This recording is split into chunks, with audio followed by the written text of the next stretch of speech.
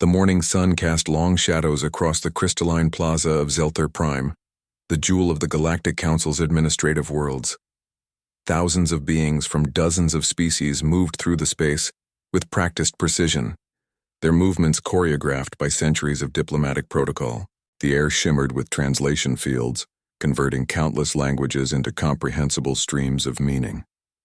Marcus Webb stood at the edge of the plaza, his weathered hands gripping the leash of his English bulldog, Winston.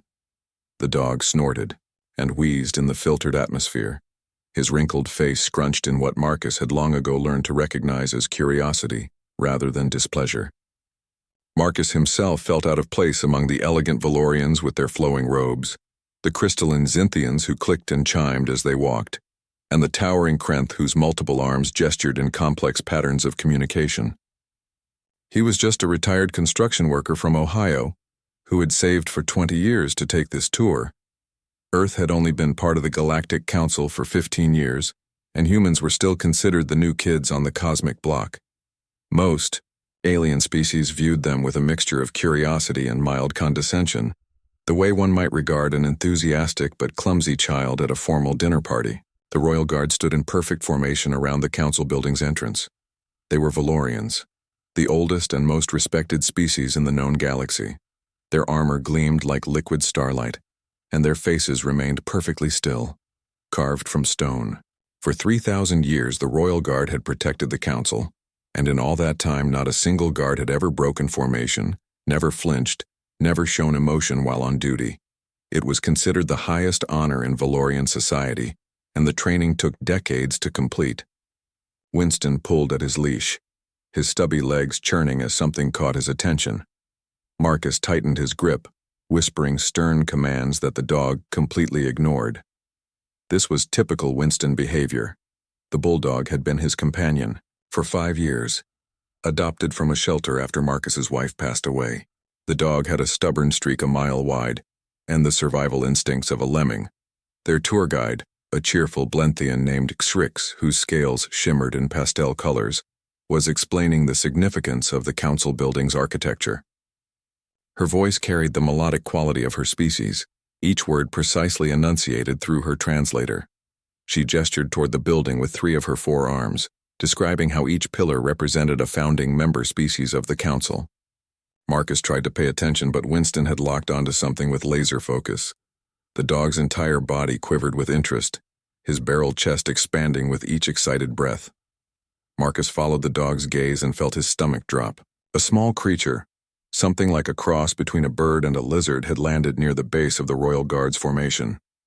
It pecked at the ground, completely unaware of the diplomatic significance of the space it occupied. Before Marcus could react, Winston lunged forward with surprising speed for a dog of his build.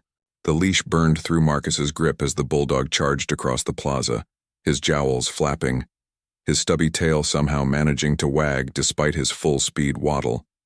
The sound of his paws slapping against the crystal surface echoed across the suddenly silent plaza. Every being in the vicinity froze. Conversations died mid-sentence. The tour guide's scales flashed white with alarm. Marcus started running after his dog, shouting apologies and commands in equal measure. But Winston was on a mission.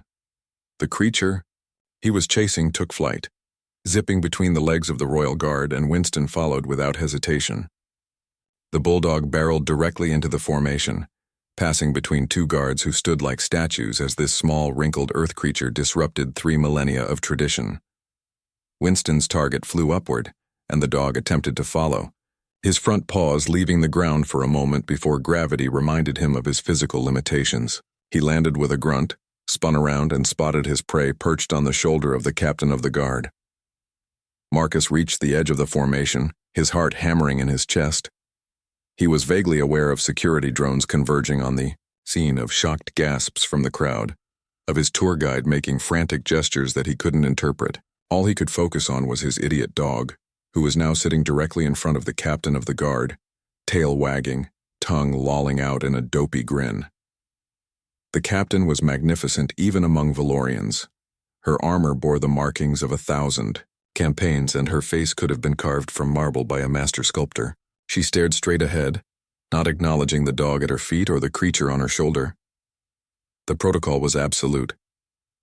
The royal guard did not move. They did not speak. They did not react. They were living monuments to discipline and duty. Winston barked once, a sharp sound that seemed obscenely loud in the tense silence. Then he did what Marcus had feared the dog might do from the moment this disaster began. Winston jumped up, planting his front paws on the captain's armored shin, his tail wagging so hard his entire rear end wiggled.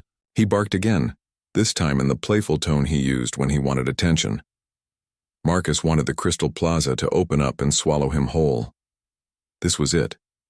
This was how humanity would be remembered in galactic history. Not for their art, their music, their scientific contributions, or their literature.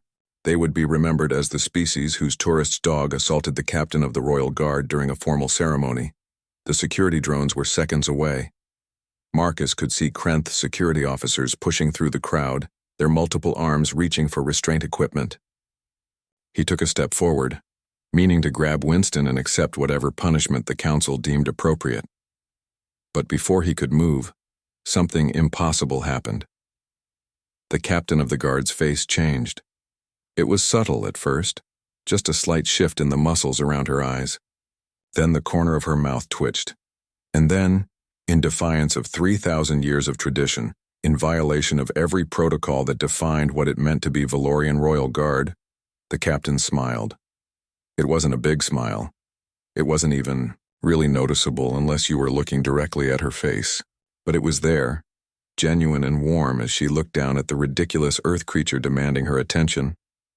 Winston, encouraged by this response, intensified his efforts, his whole body wiggling now, his snorts and grunts of excitement filling the air.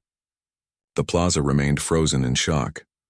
The security drones hesitated, hovering uncertainly, and Marcus stood at the edge of the formation, wondering if he had just witnessed something that would change galactic history, or if he was about to be imprisoned for the rest of his natural life. The smile lasted only a fraction of a second before the captain's face returned to its customary stone-like composure, but the damage was done. Every recording device in the plaza had captured it. Every witness had seen it. The impossible had occurred and the galaxy would never quite be the same. Security Chief Vorthen, a massive Krenth with silver-tipped scales and 6 arms equipped with various restraint devices, pushed through the last of the crowd. His mandibles clicked rapidly, a sign of extreme agitation in his species. He had served as head of council security for 40 years, and in all that time nothing remotely like this had ever happened. His primary eyes focused on the dog while his secondary eyes scanned for additional threats, because surely this had to be some kind of elaborate attack. Marcus finally found his voice. He stepped forward, hands raised in what he hoped was a universal gesture of peace and apology. The words tumbled out of him in a rush, his Midwestern accent thickening with stress. He explained about Winston's stubborn nature, about the creature the dog had been chasing, about how this was all a terrible accident and he took full responsibility. His voice cracked as he apologized to the captain, to the Royal Guard, to the entire Valorian species, and to anyone else who might have been offended by his dog's behavior. Winston, blissfully unaware of the diplomatic incident he had caused, continued to wiggle at the captain's feet. The small creature that had started this whole mess had long since flown away, but the Bulldog seemed perfectly content to have found a new friend. His brown eyes gazed up at the captain with absolute adoration, his tongue hanging out as he panted happily. Chief Vorthen reached for Winston with 2 of his arms, ready to remove the animal from the premises and possibly from the planet entirely. But before his claws could close around the dog's collar, something even more shocking than the captain's smile occurred. The captain of the Royal Guard moved. She bent down, her armor making soft musical sounds as the ancient metal flexed, and she placed one hand on Winston's head. The plaza erupted in gasps and shocked exclamations. Valorian protocol was absolute. The Royal Guard did not move while on duty. They did not interact with civilians. They certainly did not pet strange alien animals in the middle of a formal formation.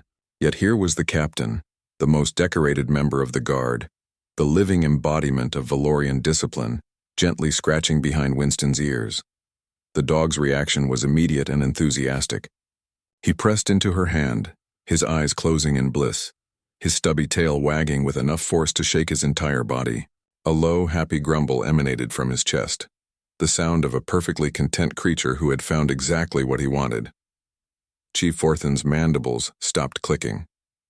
His 6 arms froze in mid-reach. His translator implant must have malfunctioned, because surely he couldn't be seeing what his eyes insisted he was seeing. Around the plaza, the crowd had fallen completely silent. Even the constant background hum of translation fields seemed to have quieted, as if the entire galactic community was holding its breath. The captain looked up, her hand still resting on Winston's head. Her eyes met Marcus's, and he saw something in them he hadn't expected. Not anger or disgust, but a deep, profound sadness mixed with something that might have been gratitude. When she spoke, her voice carried across the plaza without any technological amplification, rich and resonant with centuries of training. She addressed Marcus directly, her words formal, but not cold. She told him that no apology was necessary, that his companion had done nothing wrong. Then she did something that made every Valorian in the plaza stiffen in shock. She looked down at Winston and spoke to the dog as if he could understand her. She told him he was brave and good, and that he reminded her of someone she had lost long ago.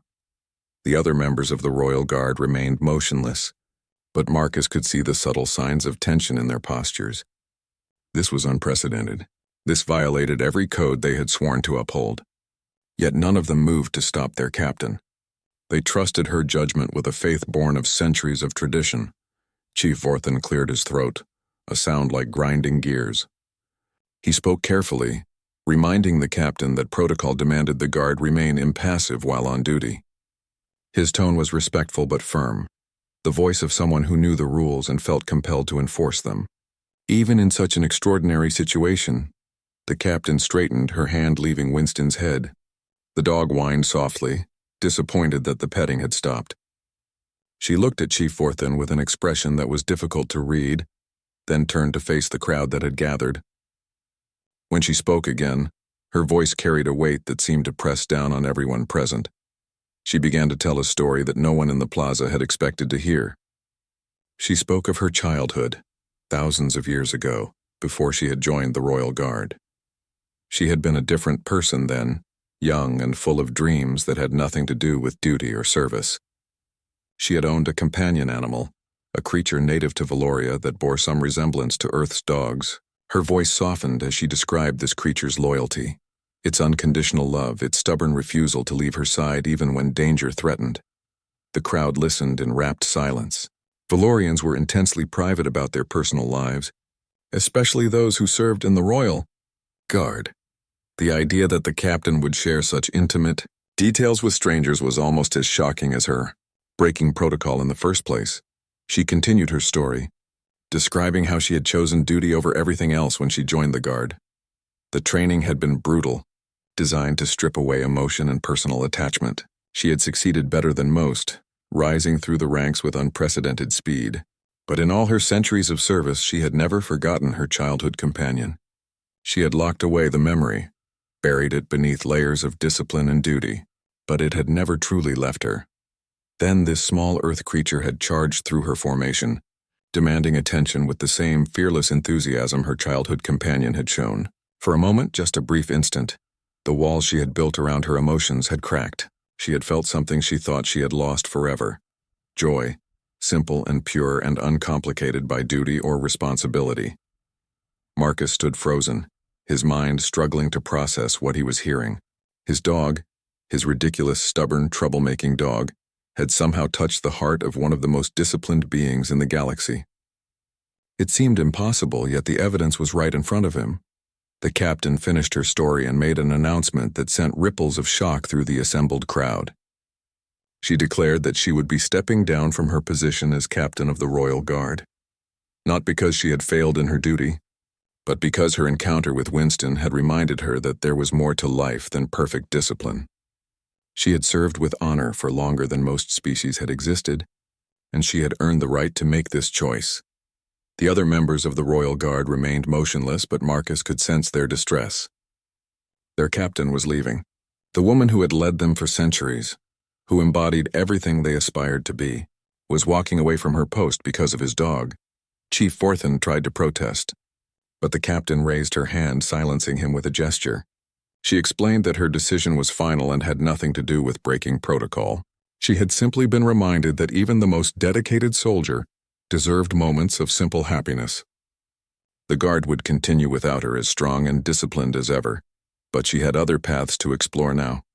She knelt down again, both hands cupping Winston's wrinkled face. The dog gazed up at her with complete trust, his tail still wagging. She asked Marcus a question that he never could have anticipated. Would he allow her to accompany them for the remainder of their tour? Marcus could only nod, too overwhelmed to form words.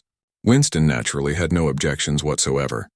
He licked the captain's hand, leaving a trail of slobber across her ancient armor, and the captain laughed. It was a sound unlike anything Marcus had ever heard, rich and warm and full of genuine delight. The news spread across Zelthar Prime within minutes, then rippled outward through the galactic communication networks like shockwaves from a supernova. The captain of the Royal Guard had resigned. A human tourist's dog had somehow accomplished what wars, political upheaval, and 3,000 years of history had never achieved, breaking through the legendary composure of Valoria's most honored warrior. Ex-Rix, the tour guide, stood with her mouth hanging open, her scales flickering through colors that indicated complete bewilderment. Her forearms hung limply at her sides as she tried to process what had just happened. In her 20 years of leading tours through the council district, she had never witnessed anything remotely comparable to this. Her training had covered scenarios ranging from medical emergencies to diplomatic disputes, but nowhere in any manual was there a protocol for Royal Guard captain bonds with Earth Canine and abandons post. The former captain removed her ceremonial helmet, revealing features that Marcus found both alien and strangely familiar. Her skin had a faint luminescence, and her eyes held depths that spoke of centuries of experience. Her hair, which Marcus had assumed would be similar to human hair, instead consisted of fine crystalline strands that chimed softly with her movements. She introduced herself as Kalira, and her voice, without the formal cadence of protocol, sounded younger, lighter, almost playful. Winston, having accomplished whatever mysterious goal had driven him to charge at the Royal Guard, seemed content to trot alongside Kalira as their unlikely group began to move away from the council building. The Bulldog's leash dragged behind him, forgotten as he matched his pace to Kalira's stride. Every few steps he would look up at her as if checking that she was still there, and each time his tail would wag with renewed enthusiasm. The crowd parted before them like water around a stone. Aliens from 100 different worlds stopped what they were doing to stare at the procession. Some recorded the scene with their various technologies. Others simply stood in shock, their different biologies united in shared amazement. A few, Valorians in the crowd, made gestures that Marcus's translator couldn't quite interpret, though their expressions suggested a mixture of respect and concern. Chief Forthen followed at a discreet distance, his 6 arms twitching with barely suppressed agitation. He spoke into a communication device in rapid, clipped tones, no doubt reporting the situation to his superiors. The security drones maintained a loose perimeter around the group, though whether they were protecting Kalira or monitoring potential threats remained unclear. Givrix finally recovered enough to resume her duties as tour guide, though her voice carried a tremor that hadn't been there before. She led them toward the Gardens of Remembrance, a vast space where plants from thousands of worlds grew in carefully maintained ecological zones. Her explanation of the garden's significance was somewhat distracted, as she kept glancing back at Kalira with barely concealed awe. The gardens were magnificent, a riot of colors and shapes that defied Earth biology. Massive flowers the size of houses swayed on stalks that seemed too thin to support them. Trees with bark that flowed like water reached toward a sky that shifted through colors Marcus had no names for. Crystalline plants chimed in harmony with the wind, creating music that felt ancient and new simultaneously. Kalira walked through the gardens with the bearing of someone who had spent centuries standing perfectly still, her movements economical and precise. But there was a softness to her expression now, a wonder that suggested she was seeing these familiar sights with new eyes. She paused beside a pond where luminescent fish swam in complex patterns, and Winston immediately tried to investigate, splashing into the shallow water with his characteristic lack of grace. Marcus lunged to stop the dog, terrified that Winston was about to destroy some priceless alien ecosystem. But Kalira laughed, a sound that rang through the gardens like bells, and assured him that the fish were more than capable of defending themselves. Indeed, as Winston paddled around, the fish began swimming circles around him, their bioluminescence creating patterns in the water that almost looked like play. For the first time since this bizarre situation had begun, Marcus felt some of his tension ease.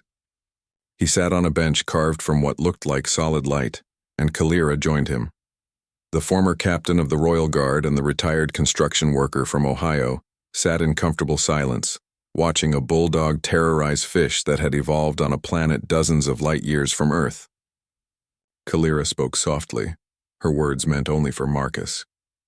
She thanked him for allowing her to join them, explaining that the choice to leave her post had been building for centuries. The encounter with Winston had simply been the catalyst she needed, the final push to make a decision she had been avoiding for too long. She had served with honor and distinction, but she had forgotten how to simply exist without the weight of duty crushing down on every moment. Marcus, feeling surprisingly comfortable with this ancient alien warrior, told her a bit about his own life. He spoke of his late wife, of the years they had built together before cancer had taken her. He described how Winston had helped fill the empty spaces she had left behind, how the stubborn dog's refusal to let Marcus wallow in grief had probably saved his life. He talked about saving for this trip, wanting to see wonders that his wife had always dreamed of witnessing. Kalira listened with an intensity that suggested she was truly hearing every word, not just waiting for her turn to speak. When Marcus finished, she shared her own losses. She spoke of friends who had fallen in ancient wars, of loved ones who had grown old and died while she remained unchanged, of the terrible price of longevity, when it meant watching everyone you cared about fade away, like morning mist. Winston emerged from the pond, his short coat plastered to his body, making him look even more ridiculous than usual. He shook vigorously, spraying water across both of his companions, then waddled over and collapsed between them with a contented grunt. Kalira reached down to pat his wet head, and the dog responded by rolling onto his back, demanding belly rubs with all the subtlety of a sledgehammer. The former captain complied, and Marcus found himself grinning at the absurdity of the scene. Here was a warrior who had defended civilizations, whose name was spoken with reverence across multiple star systems, sitting on a bench giving belly rubs to an overweight bulldog who probably couldn't spell his own name if someone gave him the letters. Exrix approached cautiously, her scales now showing colors that suggested nervous excitement. She informed them that their tour schedule had, unsurprisingly, been completely disrupted. The remainder of the planned stops would need to be adjusted, and there were apparently several council members requesting an audience with Marcus and his dog. The Blenthian's voice carried a note of disbelief, as if she still couldn't quite accept that her routine tour had transformed into a galactic incident. Kalira stood, her movements fluid despite her armor. She made a suggestion that caused Exrix's scales to flash white with shock. Instead of following the official tour route, why not explore the parts of Zelther Prime that tourists never saw? The real heart of the world, where ordinary beings lived and worked and loved, away from the polished facades of the diplomatic district. Marcus agreed immediately, drawn by the promise of authenticity. Winston, his opinion made clear by his enthusiastic tail wagging, also approved of this plan. Xrix hesitated, clearly torn between her duty to follow protocol and the once-in-a-lifetime opportunity to see restricted areas under the protection of a legendary warrior. Before she could make up her mind, a new voice interrupted them. It came from a Valorian who had approached while they were distracted, an elderly male whose crystalline hair had dimmed with age. He wore robes that identified him as a high scholar, one of the keepers of Valorian history and tradition. His face was stern, his posture rigid with disapproval. He addressed Kalira in their native language, his words translated by the ambient field into something Marcus could understand. He spoke of duty and honor, of the shame her actions had brought upon the royal guard, of the traditions she had violated. His voice carried the weight of authority, the tone of someone accustomed to being obeyed without question. Kalira listened without interruption, her expression calm. When the High Scholar finished his tirade, she responded with words that were soft but carried undeniable strength.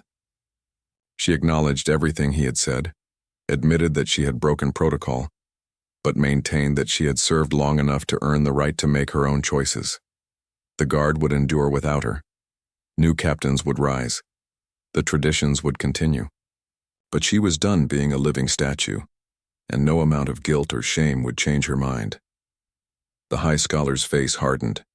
He declared that she would face censure from the Council of Elders, that her name would be stricken from the rolls of honor, that she would be remembered as the captain who abandoned her post for an animal. His words were designed to wound, to make her reconsider, to drag her back into the chains of duty and expectation. The High Scholar departed in a huff of wounded dignity, his robe swirling dramatically as he stalked away through the gardens.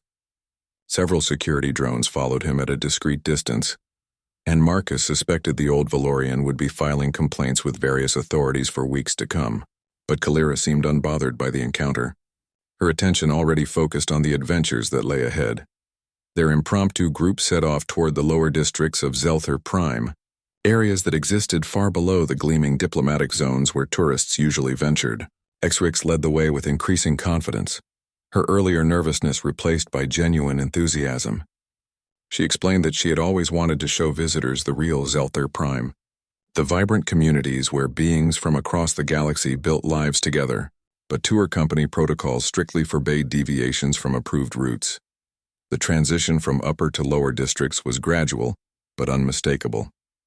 The architecture became less formal, more eclectic, with building styles from dozens of civilizations blending together in ways that shouldn't have worked but somehow did. The air filled with competing scents from alien food vendors, the sounds of music that Marcus's human ears struggled to classify, and the constant buzz of hundreds of languages overlapping in chaotic harmony.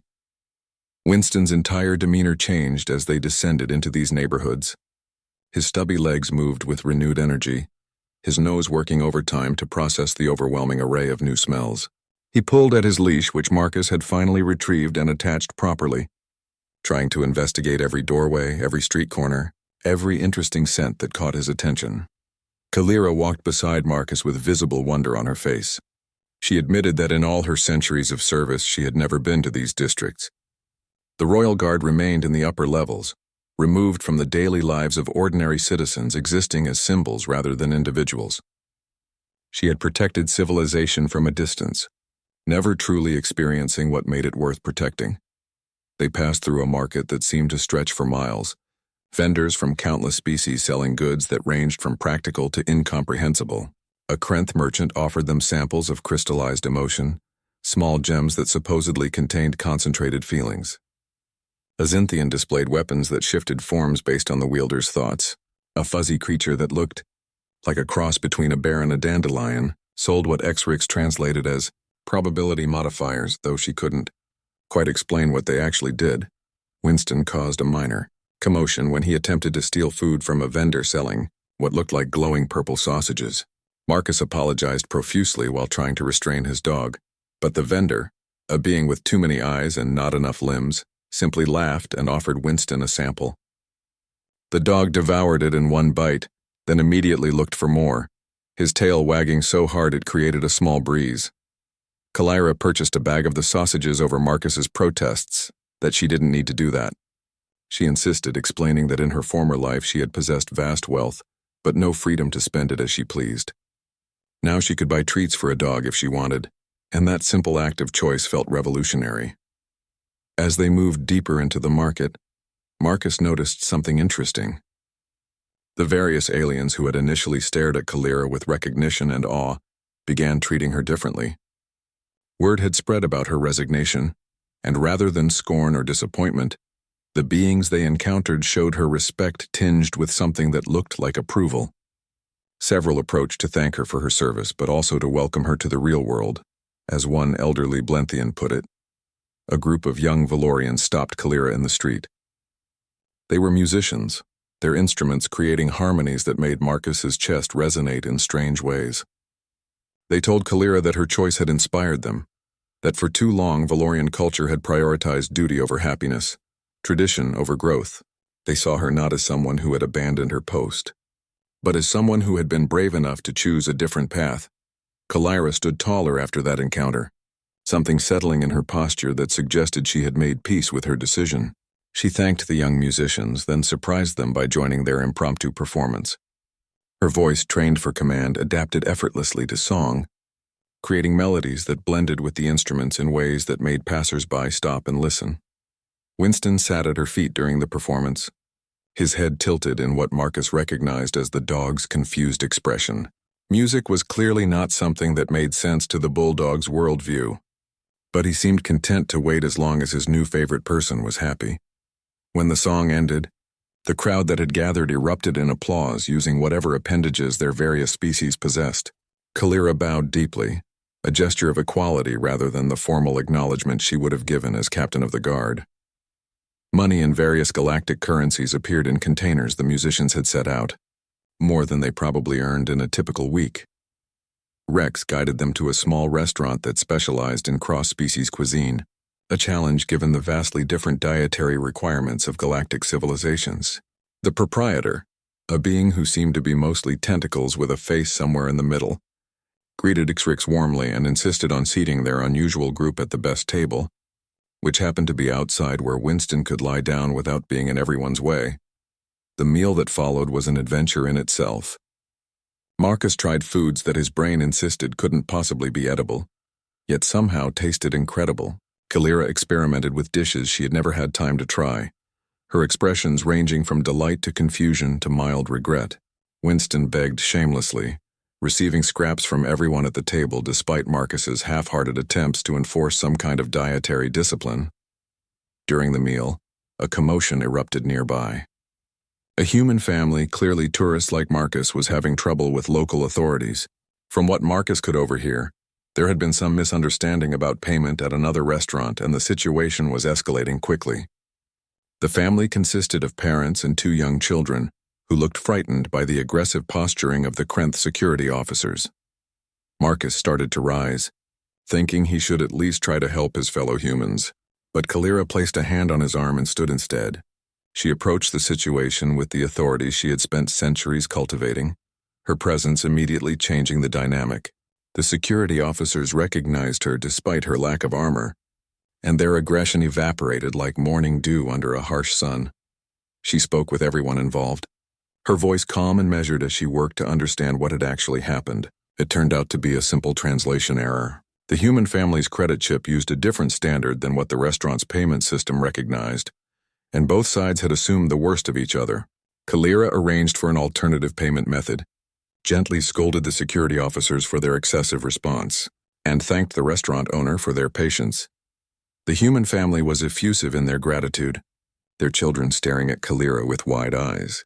The father asked if she was with Earth's diplomatic corps, and Marcus enjoyed the look on everyone's faces when Kalira explained that she was just a retired warrior, spending the day with a friend and his dog.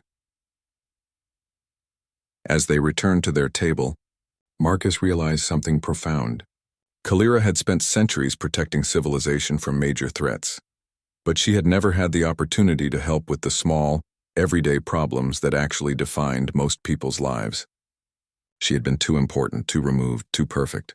Now she could just be useful in simple, immediate ways, and the joy on her face suggested this was more fulfilling than any of her legendary battles.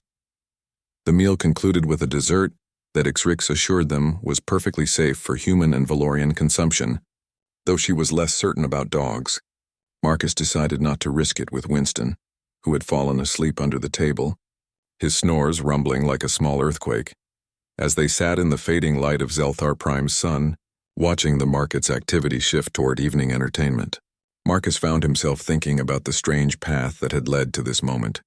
He had saved for 20 years to take this trip, expecting to see ancient wonders and impressive alien architecture.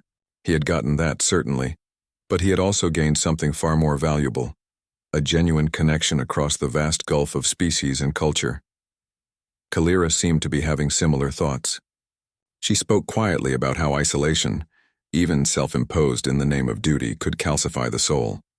She had been so focused on being perfect, on embodying an ideal, that she had forgotten how to be a person, A stubborn dog who refused to respect protocol had reminded her that sometimes breaking the rules was the only way to find what you truly needed. Winston woke with a start, immediately looking around for threats or treats in equal measure. Finding neither, he stretched elaborately, then waddled over to rest his head on Kalira's foot. The former captain of the Royal Guard reached down to scratch behind his ears, and the dog's expression of contentment was so exaggerated it made everyone at the table laugh. The days that followed transformed Marcus's vacation into something he could never have imagined. What should have been a standard 2-week tour of Council Worlds became an extended adventure, as Kalira insisted on showing them parts of the galaxy that no tourist brochure would ever mention. Crix, having received emergency authorization from her confused supervisors, accompanied them as they traveled from world to world, documenting everything for a travel series that was already breaking viewership records across multiple species. Their second destination was a moon orbiting a gas giant, where refugees from a dozen war-torn worlds had established a community built on mutual support and shared trauma. Kalira had fought in several of the conflicts that had displaced these beings, but she had never met the people she had been protecting. Walking through the settlement, hearing their stories, seeing how they had rebuilt their lives from nothing, affected her in ways that Marcus could see but not fully understand.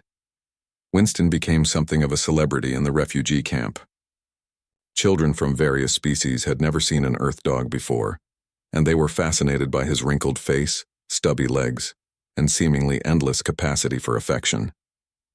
The Bulldog tolerated being poked, prodded, and dressed in various child-crafted accessories with the patience of a saint, his tail wagging the entire time. One child, a young Xinthian whose crystalline body still bore cracks from whatever trauma had brought her family to this place, was particularly drawn to Winston.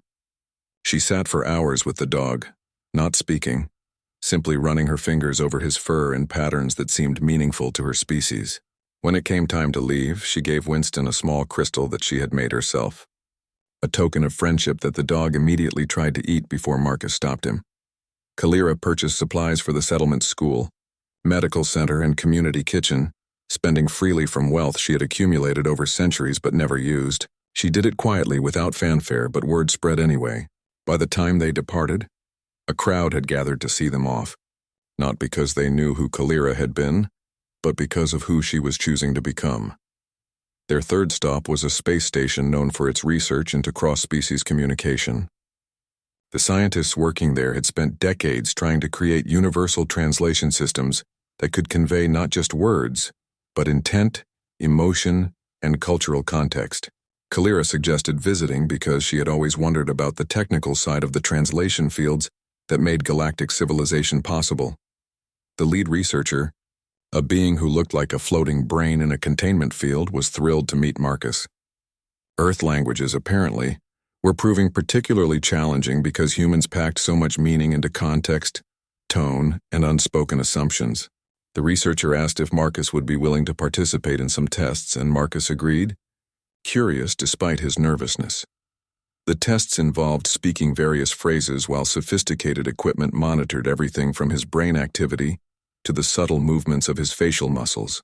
Winston naturally wanted to be involved and kept barking at the equipment until the researcher suggested testing the dog as well.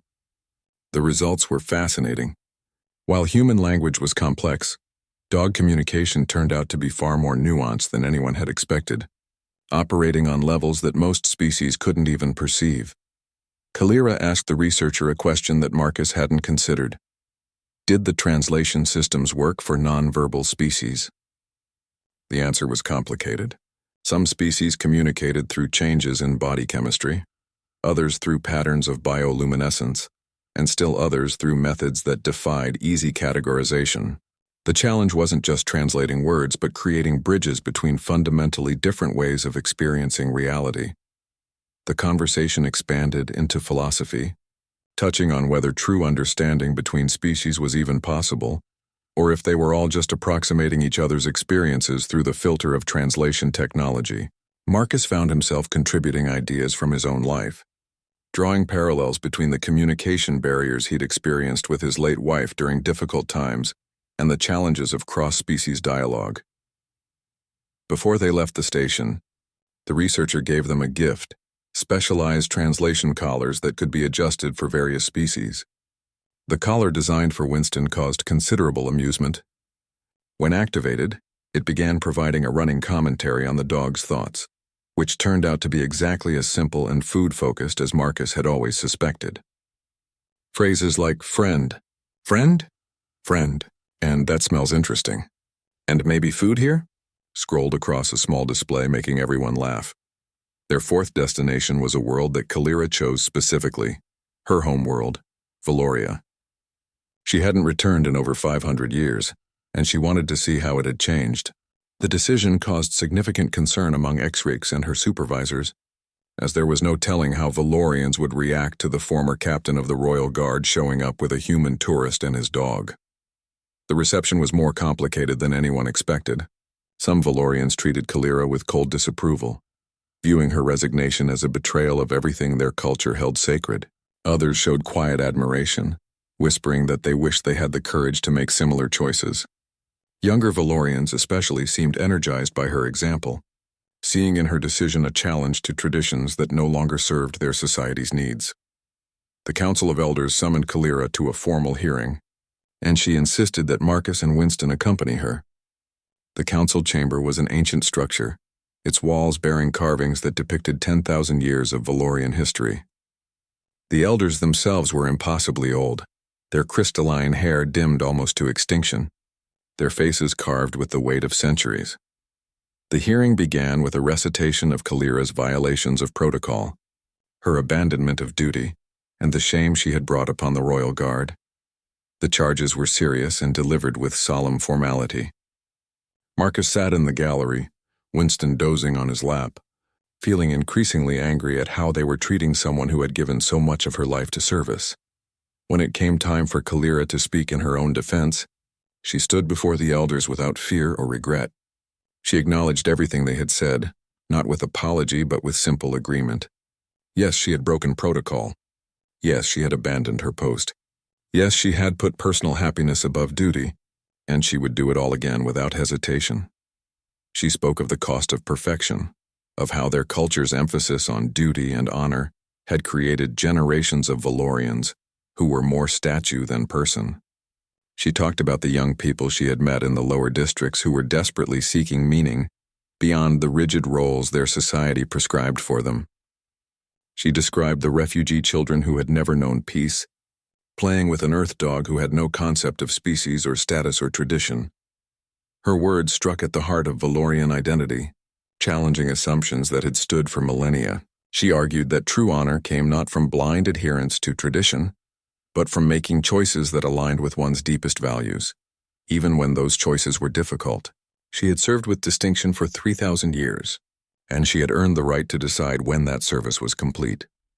The elders conferred among themselves in their ancient language, their voices creating harmonies that the translation field couldn't quite capture. Marcus held his breath. Winston shifted in his lap, and Kalira stood motionless, every inch the warrior she had always been, even as she defended her choice to stop being one. The head of the council, an elder so old that his crystalline hair had turned completely transparent, delivered their judgment. They acknowledged Kalira's service and the validity of her arguments. They noted that Valorian culture had indeed become rigid, perhaps to its detriment. But they also maintained that the Royal Guard's traditions existed for important reasons, and her breaking of protocol could not be without consequences. The judgment was neither condemnation nor approval, but something more nuanced. Kalira would be formally relieved of her duties with full honors, her service record preserved as an example of dedication and courage. But she would also be listed as the guard who chose a different path, a reminder that even the most sacred traditions must sometimes give way to individual choice. She would not be shamed, but she would not be celebrated either. She would simply be allowed to be herself, whatever that meant. Kalira accepted the judgment with a bow that managed to convey both respect and independence. As she turned to leave, one of the younger elders spoke up, breaking protocol to ask a question. Was she happy with her choice? Kalira's response was simple and direct. She told them that for the first time in 3,000 years, she was discovering what happiness actually meant, and yes, she was content with that journey. Outside the council chamber, a crowd had gathered. News of the hearing had spread across Valoria, and beings had come from across the planet to witness the outcome. When Kalira emerged with Marcus and Winston, the crowd's reaction was divided. Some turned away in disappointment or disgust, but others, especially younger Valorians, began to applaud. The journey continued across 6 more worlds, each visit adding layers to the story that was now being followed by billions of beings across the galaxy. Marcus's modest vacation had transformed into something that transcended tourism, becoming instead a commentary on tradition, change, and the universal need for connection across the boundaries that divided civilizations. On a water world where entire cities floated on massive living platforms, they encountered a group of Valorian expatriates who had left their homeworld decades earlier, seeking lives beyond the rigid structure of their culture. These Valorians had formed their own community, blending traditional values with the more relaxed attitudes of the aquatic species they lived among. They welcomed Kalira as a hero, someone who had done on a galactic stage what they had done quietly, validating their own choices to prioritize happiness over duty. Winston nearly died on that world when he decided to investigate what turned out to be a predatory fish roughly the size of a small car. Only Kalira's quick reflexes saved the dog from becoming an expensive snack. The incident became legendary in local circles, with the story spreading among the aquatic residents about the small earth creature, who was either incredibly brave or incredibly stupid, with most agreeing it was probably both. Their next stop was an artificial world, one of the great engineering marvels of galactic civilization. The entire planet had been constructed over thousands of years, built layer by layer to house research facilities, universities and archives containing knowledge from every council species. Kalira had always wanted to visit but had never found time during her service. Now she explored the endless halls with childlike wonder, discovering texts and technologies she had only heard about. Marcus, feeling somewhat out of his depth among scholars and researchers who had forgotten more than he would ever know, was surprised to find himself in demand. Human perspectives on various topics, it turned out, were valuable precisely because they came from a younger species unburdened by millennia of assumptions. He found himself in lengthy discussions about architecture, philosophy, and the nature of community with beings who valued his fresh viewpoint. Winston contributed to galactic knowledge in his own way by becoming the subject of multiple research papers about Earth canine behavior, loyalty, and the human-dog bond. Scientists from species that had never formed companion relationships with other creatures were fascinated by how humans and dogs had evolved together, shaping each other's development over thousands of years. The dog endured the attention with his characteristic patience, especially when it involved treats. The turning point of their journey came on their 8th world, a planet known for its therapeutic gardens where beings from across the galaxy came to heal from physical and psychological trauma. Kalira had initially resisted X-Rix's suggestion to visit, insisting she didn't need therapy, but Marcus gently pointed out that maybe the 3,000-year-old warrior who had just upended her entire existence might benefit from professional support. The gardens were unlike anything Marcus had experienced. Each section was designed for different types of healing, using plants, light, sound, and even controlled temporal fields to create environments where trauma could be safely processed. The caretakers were members of a species that communicated primarily through empathy, able to sense emotional states and guide visitors toward the healing they needed. Kalira spent hours in a section designed for those carrying the weight of loss. She walked paths that triggered memories she had buried, faced the ghosts of friends long dead, and finally allowed herself to grieve for all the things she had sacrificed in the name of duty. Marcus found her afterward sitting on a bench with tears streaming down her face, and he simply sat beside her in supportive silence while Winston pressed against her leg. When she could finally speak, Kalira told him about the people she had lost. Not just fellow warriors who had fallen in battle, but ordinary beings she had failed to save despite her best efforts. She described the weight of responsibility for entire civilizations, the impossible burden of trying to protect everyone while knowing she would inevitably fail some. She had buried that pain so deep that she had forgotten it was there, but it had been poisoning her for centuries. Marcus shared his own experience with the gardens. Though his wounds were more recent and less numerous, he had confronted his guilt over his wife's death, the irrational but persistent belief that he should have somehow prevented her cancer or done more during her treatment. The gardens hadn't erased that guilt, but they had helped him understand that carrying it forever wasn't honoring her memory. It was just punishing himself for being human. That night, the three of them sat under alien stars while Kalira made a decision. She announced that she wanted to establish something similar on Valoria, a place where her people could learn to process emotion rather than just suppressing it in the name of duty. It would be controversial, possibly even scandalous, but she had spent 3,000 years serving others' expectations. Now she would serve what she believed was actually needed. The final worlds on their extended tour each contributed something to the growing movement that was forming around Kalira's story. On a desert world, they met artists who were creating works inspired by the idea of finding beauty in imperfection. On a frozen planet, they encountered philosophers debating whether perfect duty was actually a form of cowardice, a way to avoid the messy complexity of real choice. On a jungle world, they found young people from dozens species forming communities based on shared values, rather than traditional tribal or planetary affiliations. Throughout it all, Winston remained the unlikely center of attention. The dog had become a galactic celebrity, his image appearing on everything from news broadcasts to merchandise that Marcus definitely hadn't authorized. There were Winston plushies, Winston-inspired art, and even a children's educational program about an Earth dog who traveled the stars teaching alien children about friendship and courage. The dog himself remained blissfully unaware of his fame, focused on more important matters like whether this alien food was edible and whether that alien would pet him. Marcus watched his dogs rise to fame with bemusement. Winston was, objectively, an average bulldog with no special talents beyond stubborn affection and an ability to find trouble. Yet somehow he had become a symbol of something larger, a reminder that sometimes the most profound changes came from the simplest actions. The dog hadn't planned to revolutionize Valorian culture or inspire a galactic movement. He had just wanted attention from someone interesting, and everything else had followed from that one uncomplicated desire. As their extended tour drew toward its conclusion, Marcus found himself dreading the return to Earth. Not because he didn't miss home, but because the life he'd built there seemed small and quiet compared to the adventures he'd experienced. He shared these feelings with Kalira during one of their many late-night conversations, and she understood immediately. She had felt the same way centuries ago when she first joined the Royal Guard, the sense that her previous life had been rendered somehow inadequate by new experiences. But Kalira also reminded him that small and quiet weren't the same as meaningless. The grand gestures and cosmic significance were exciting, certainly, but real life was built from small moments, daily choices, and connections with the people around you.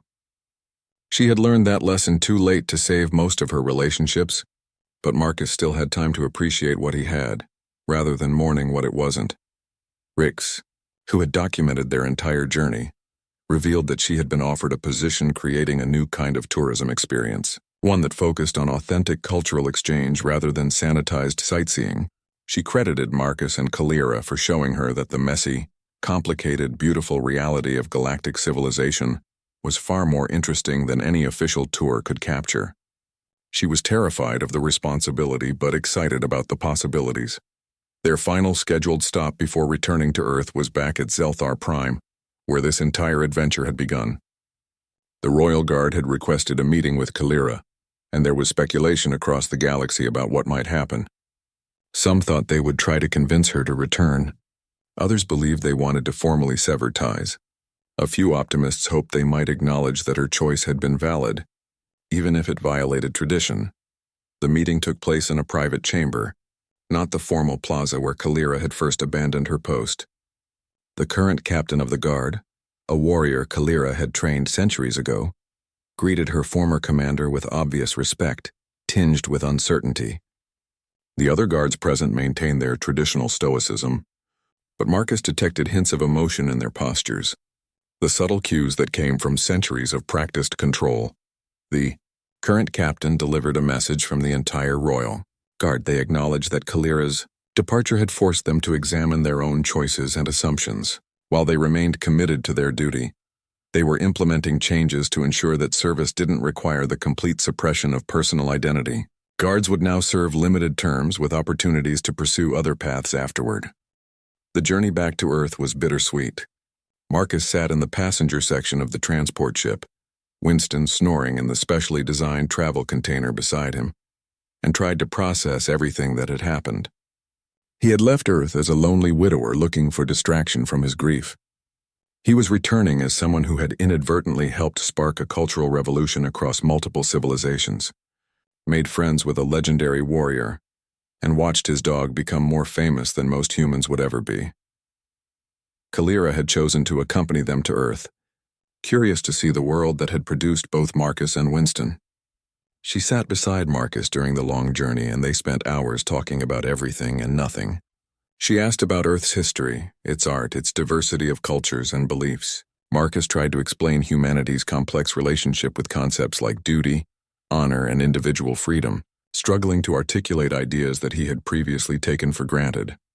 The transport ship made several stops at space stations and orbital facilities, and at each one, beings recognized Kalira and wanted to speak with her. Some shared their own stories of choosing personal fulfillment over traditional expectations. Others asked for advice about difficult decisions they were facing. A few simply wanted to thank her for showing them that change was possible, even when it seemed impossible. Winston, when not sleeping, attracted his own share of attention. Passengers from species that had never encountered dogs before asked endless questions about Earth canine behavior, evolution, and the human-dog bond. Marcus found himself explaining again and again how humans had domesticated wolves thousands of years ago, how dogs had become integrated into human society, and how relationships with pets could be as meaningful as relationships with other humans. A young Xinthian, traveling alone to visit family, spent hours with Winston pressed against the transparent wall of his container. She didn't speak much, but Marcus recognized the same quality he had seen in the refugee child who had given Winston a crystal. Some beings found comfort in the simple, uncomplicated affection that dogs offered, a respite from the complexity of galactic civilization. As Earth grew larger in the view screen, Marcus felt an unexpected surge of emotion. His planet looked so small and fragile from space, a blue marble hanging in the void.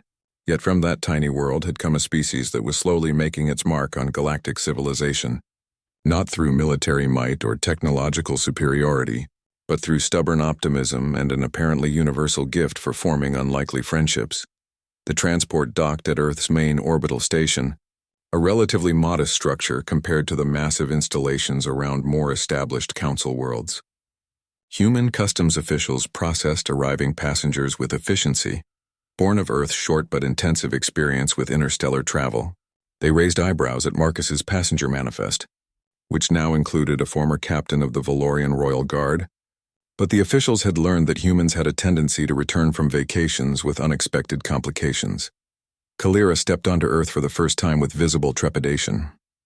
She had visited thousands of worlds during her service, but always as a protector, always maintaining the emotional distance that her duty required. Now she was just a visitor, a tourist like Marcus had been, experiencing a world through the lens of curiosity rather than strategic assessment. Winston, released from his container, immediately set about investigating every scent in the arrival terminal. His nose worked overtime, processing the familiar smells of home mixed with the lingering traces of alien beings. His tail wagged with the joy of a creature who had been on a grand adventure and was now happy to be back where things made sense. Marcus had arranged temporary housing for Kalira in his neighborhood, a quiet suburban area outside Cleveland that was about as far from galactic politics as it was possible to get, while remaining technically part of civilization. The culture shock for Kalira was immediate and profound. Earth cities were cramped compared to the sprawling constructions on council worlds. The technology was primitive, jury-rigged solutions to problems that more advanced species had solved millennia ago. Everything was loud, chaotic, and inexplicably endearing. The neighbors reacted to Kalira's presence with typically human aplomb. After the initial excitement of having an alien celebrity on their street died down, they simply accepted her as Marcus's friend and went about their lives. Mrs. Chen from next door brought over a casserole and offered gardening advice. The Rodriguez family invited both Marcus and Kalira to their daughter's birthday party. Tom from 3 houses down asked if Kalira wanted to join his weekly poker game, then had to explain what poker was. Kalira found herself fascinated by the mundane details of human life. She spent hours in Marcus's workshop, watching him restore an antique piece of furniture with the same careful attention he might give to a sacred relic. She joined him on walks through the local park, where Winston terrorized squirrels and other dogs with equal enthusiasm. She experienced her first Earth thunderstorm, her first taste of pizza, her first exposure to human cinema. The media attention was intense at first. News organizations from around the world wanted interviews. Experts wanted to analyze the cultural implications of her choices. Politicians wanted to associate themselves with her message. But Kalira, with Marcus's help, largely avoided the circus. She gave one press conference in which she stated simply that she had chosen to live rather than merely serve, and that any being who wanted to make similar choices had her support. Then she politely but firmly declined further public appearances. Instead, she focused on the project she had conceived during their travels, establishing healing gardens for beings struggling with trauma, duty, and the weight of cultural expectations. She partnered with human therapists, Valorian architects who shared her vision, and experts from dozens of species to create spaces where emotional healing was prioritized over traditional stoicism. The first garden was built on Valoria, but plans were already underway for similar facilities on Earth and several other worlds. Marcus returned to his quiet life, or at least a version of it. He still went to his workshop, still maintained his routines, still took Winston for walks. But everything was different now, colored by experiences that had shown him how vast and strange and wonderful the galaxy truly was. He started volunteering at the local community center, teaching woodworking to anyone interested, sharing what he had learned about finding meaning in simple acts of creation. Winston, despite his fame, remained utterly unchanged by the experience. He still barked at the mailman, still stole food when given the opportunity, still demanded belly rubs at inconvenient times. The galaxy might consider him a symbol of spontaneous courage and boundary-breaking friendship, but to Winston, he was just a dog who had met some interesting people and was now happy to be home where the treats were familiar. 6 months after their return to Earth, Kalira stood in Marcus's backyard during a neighborhood barbecue, watching humans from different backgrounds interact with easy familiarity. Children played games that required no translation. Adults shared food without regard for the artificial divisions that so often separated beings, and Winston held court as the center of attention, receiving pets and treats from anyone willing to provide them. She spoke quietly to Marcus about how strange it was that Earth, so young and primitive compared to most council worlds, seemed to have figured out something that more advanced civilizations struggled with. Humans built communities that welcomed outsiders, formed bonds across difference, and somehow maintained hope even when circumstances suggested despair was more logical. Marcus thought about that observation for a long moment before responding. He suggested that maybe humanity's relative youth was an advantage rather than a limitation. They hadn't had time to calcify into rigid traditions, hadn't developed the assumption that their way was the only way, hadn't learned to be cynical about the possibility of connection. They were still figuring things out, still making mistakes. But they brought an enthusiasm to the process that more experienced species had lost. The conversation was interrupted by Winston stealing a hamburger from an unattended plate, then racing around the yard with his prize while children gave chase, their laughter mixing with the dog's excited snorts. Kalira watched the chaos with a smile that had become her default expression since leaving the Royal Guard. And Marcus realized that this was what he had been looking for during his vacation. Not grand adventures or alien wonders, but the simple joy of sharing life with beings he cared about. News continued to arrive from across the galaxy. The changes Kalira had sparked were spreading, with beings from dozens species making choices to prioritize personal fulfillment over rigid duty. There was resistance, certainly. Traditionalists on multiple worlds argued that these changes would weaken the social bonds that held civilization together. But younger beings, and some older ones tired of sacrificing their entire lives to abstract ideals, embraced the message that duty and personal happiness didn't have to be mutually exclusive.